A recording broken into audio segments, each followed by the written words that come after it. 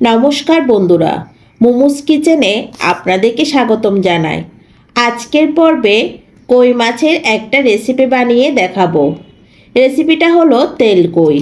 এই রেসিপিটা দারুণ সুস্বাদু খেতে, আর একদম সহজভাবে এই রেসিপিটা রান্না করে দেখাবো। তাহলে চলুন রান্নাটা দেখে নিই তেল কই কীভাবে বানাতে হবে। সবার প্রথমে আমি একটা মশলা তৈরি করব। তার জন্য এখানে আমি নিয়েছি বড় সাইজের দুটো টমেটো, 1 ইঞ্চির মতো আদার টুকরো, এখানে আছে 6-7টা শুকনো মরিচ, যেটা আমি আগে থেকে গরম পানিতে ভিজিয়ে রেখেছি।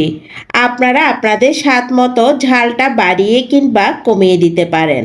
এরপর নিয়েছি 1 টেবিল চামচ গোটা জিরে, সেটাও আমি পানিতে ভিজিয়ে রেখেছি। এই 4টে উপকরণ একসাথে একটা পেস্ট তৈরি করে নিব। এবার আমি নিয়ে নিয়েছি 4টে কই মাছ। কই মাছগুলোকে কেটে ভালো করে ধুয়ে রেখেছিলাম। এখানে আমি দিয়ে দিচ্ছি সামান্য একটু লবণ আর সামান্য একটু হলুদ গুঁড়ো। এরপর দিয়ে দিব সামান্য একটু সরিষার তেল। এবার মাছটাকে খুব ভালো করে মেখে নিব। মাছটা আমি ভালো করে মেখে নিলাম। এবার মাছটাকে ভেজে নিব। আমি চুলাতে একটা পাত্র বসিয়ে দিয়েছি। এখানে পরিমাণ মতো তেল দিয়ে দিচ্ছি। তেলটা গরম হয়ে আসলে এর মধ্যে দিয়ে দিচ্ছি মাছগুলো। আমি একটা একটা করে সবগুলো কই মাছ দিয়ে দিচ্ছি। কই মাছ বেশি ভাজলে শক্ত হয়ে যায়, তাই আমি বেশি ভাজবো না। আমি 1 মিনিটের মতো কই মাছগুলোকে উল্টে পাল্টে ভেজে নেব। 1 মিনিটের মতো মাছটাকে ভেজে নিয়েছি। এবার আমি একটা পাত্রে তুলে নিচ্ছি।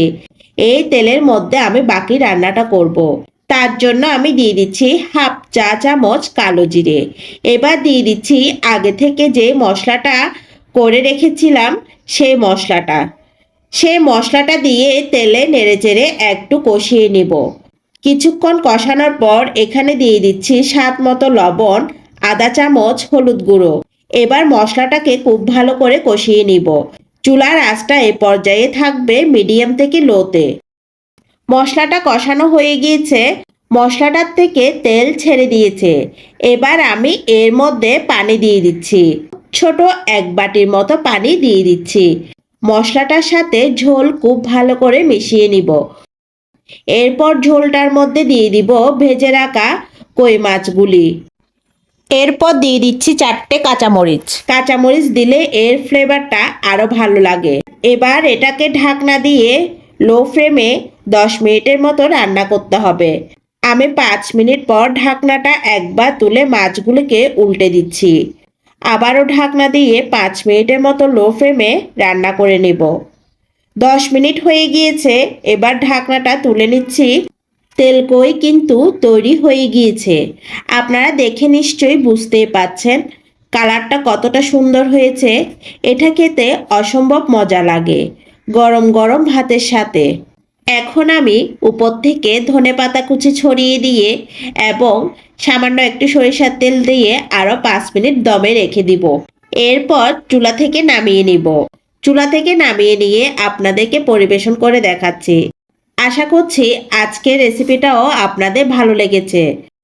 আর আজকের রেসিপিটা যদি আপনাদের ভালো লেগে থাকে তাহলে প্রতিবারের মতো কমেন্ট করতে কিন্তু ভুলবেন না যেন। যারা আমার এই রেসিপিটি দেখছেন তারা যদি আমার চ্যানেলে নতুন হয়ে থাকেন তাহলে প্লিজ আমার চ্যানেলটি সাবস্ক্রাইব করে আমার পাশে থাকবেন।